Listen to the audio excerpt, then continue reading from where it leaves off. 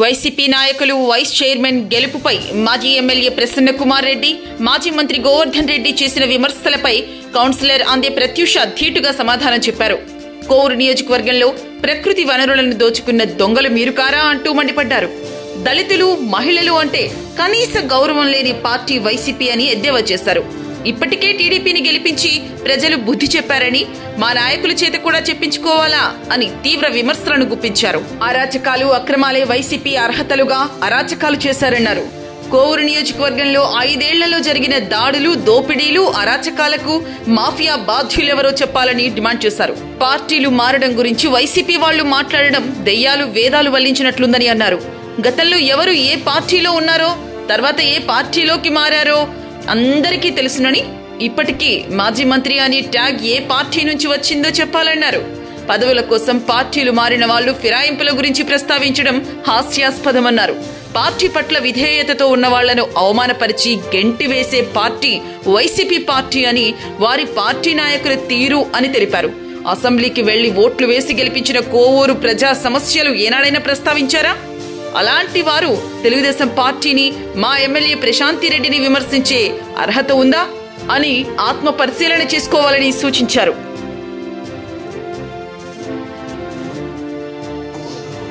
నిన్న vice chairman ఎన్నిక జరిగింది. ఆ 2 వైస్ చైర్మన్లు టీడీపీ కైవసం చేసుకోవడం జరిగింది. దానికి అనుసంధానంగా నిన్న మాజీ మంత్రివర్యులు ఇద్దరు, తర్వాత వైసీపీ నాయకులు, కార్యకర్తలు, కౌన్సిలర్లు ప్రెస్ మీట్ పెట్టడం జరిగింది. పార్టీ మారడం, పార్టీ ఫిరాయింపుల గురించి మాట్లాడడం జరిగింది. పార్టీ మారడం ఎవరికి తెలుసో, మన ప్రజలందరికీ తెలుసు. ఏ పార్టీలో చేరి పదవులు అనుభవించారో అటువంటి వాళ్ళు పార్టీలు మారడం గురించి, ఫిరాయింపుల గురించి మాట్లాడడం అనేది దయ్యాలు వేదాలు వల్లించినట్లుగా ఉంది. తరువాత వైసీపీ, నేను కూడా వైసీపీ ప్రభుత్వంలో 3వ వార్డు తరఫున నేను గెలిచిన కౌన్సిలర్ని. ఒక దళిత మహిళ అని కూడా చూడకుండా ఏ ఒక్క చిన్న పని, వార్డులో ఏ ఒక్క చిన్న సమస్య గురించి మాట్లాడినా నన్ను పక్కన పెట్టేశారు. ప్రతి ఒక్క సమస్య గురించి చెప్పినా పట్టించుకునేది కాదు.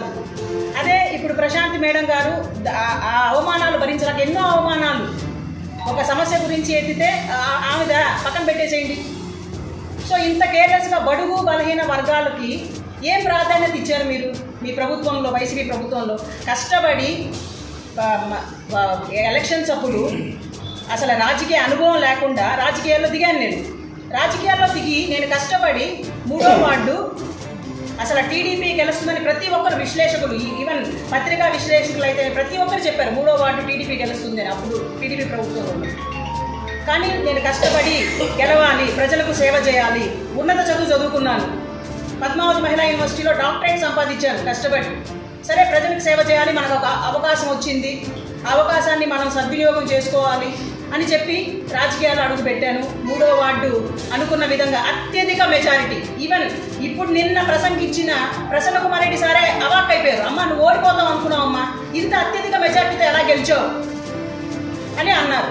సరే, మనం గెలిచాము, ఇక ప్రజల సమస్యలు మనం చేయాలని చెప్పి గెలిచిన వెంట నుంచి గడప గడప ప్రోగ్రాం, స్వచ్ఛ సంకల్ప యాత్ర, ఆరోగ్య సమస్యల గురించి పోరాటం, ప్రతి నిత్యం ప్రజల్లో ఉండి అనేక ప్రోగ్రాంలు కండక్ట్ చేశాను. హెల్త్ క్యాంపెయిన్లు అయితేనేమి, క్లీన్ అండ్ గ్రీన్ ప్రోగ్రామ్ అయితేనేమి, ప్రతి ఒక్కటి వివాదరహిత, అవినీతి రహిత కోవూరు నియోజకవర్గం నిర్మించే విషయంలో మేము కూడా ఆమె అడుగుల్లో, ఆమె బాటలోనే మేమందరం నడుస్తామని నేను తెలుపుకుంటున్నాను. తర్వాత ఇంకొక విషయం అన్నారు, మీరు ఈ భూ కబ్జాలు చేసింది ఏ ప్రభుత్వంలో, అక్రమ లేఅవుట్లు వేసింది ఏ ప్రభుత్వంలో, ప్రకృతి వనరులను సంపాదన, బుచ్చేటిపాలెం కోవూరు నియోజకవర్గ వనరులను మొత్తం దోచేశారు. ఏ ప్రభుత్వంలో దోచారు? వైసీపీ ప్రభుత్వంలో దోచలేదా? మీరు దోచింది మీరు. ఇప్పుడు మళ్ళీ మా గురించి చెప్తున్నారు, పార్టీ ఫిరాయింపులు చేశారు, వైసీపీ కౌన్సిలర్లు అంతా టీడీపీకి వెళ్ళిపోయారని. మమ్మల్ని అనే అర్హత మీకు లేదు. మీరు కూడా ఒకసారి ఆత్మ పరిశీలన చేసుకోండి. మీ అవమానాలు భరించలేకనే మేము క్రమబద్ధంగా ఉన్న పార్టీ తెలుగుదేశం పార్టీలో చేరాము. అదే మా నాయకురాలు ప్రశాంతి మేడం గారు నాయకత్వంలో మేము నడుచుకుంటాము. ఇంకొకటి కూడా నేను సవాల్ విసురుతున్నాను మీ అందరినీ. కోవూరు నియోజకవర్గంలో అన్నిసార్లు ఎమ్మెల్యే అయ్యాను నేను. 40 years ఇండస్ట్రీ నాది.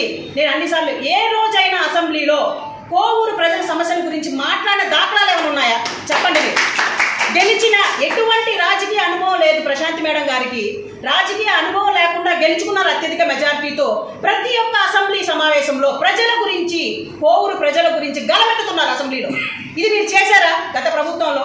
అటువంటి మేడం గారిని ఏదో వైస్ చైర్మన్లుగా గెలిపించేశారు, అక్రమంగా చేశారు, నీతి నియమాలు పాటించలేదు అనడం అనేది సమంజసం కాదు. ఇంకొకసారి మీరు ప్రెస్ మీట్ పెట్టాలన్న ఆత్మ పరిశీలన చేసుకొని ప్రెస్ మీట్లు పెట్టండి. మేము రెడీ, మేము సిద్ధం. మీరు ఏమేం చేశారో ఇంకా నా దగ్గర ఒక లిస్ట్ ఉంది. ఇప్పుడు సమయాభావం వల్ల చాలా మంది పెద్దోళ్ళు మాట్లాడాలి. ఇంకా ప్రెస్ మీట్లో కూడా ఇదే విధంగా మాట్లాడతాను. మా మేడం గారిని, మా పెద్ద ఆయన ప్రభాకర్ రెడ్డి సార్ని గారిని అన్నారంటే ఇంకా ఇంకా కలవెత్తాల్సి వస్తుంది.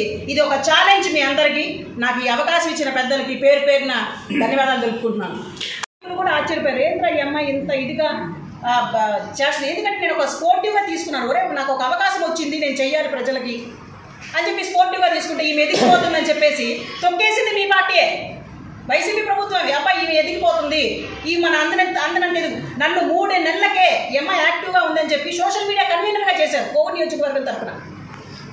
నిన్న ప్రసంగించిన ప్రసన్న కుమార్ రెడ్డి సారే డిక్లేర్ చేశాడు కోవూరు నియోజకవర్గంలో ఈమె సోషల్ మీడియా కన్వీనర్ అని. అప్పటి నుంచి తొక్కడం స్టార్ట్ చేశారు. అంటే ఏంది, అంత సంఖ్యలో బంధించినట్టు చేస్తారా ప్రజల సమస్యల గురించి మాట్లాడితే? మీరు నిన్న మాట్లాడడం అనేది చాలా హాస్యాస్పదం.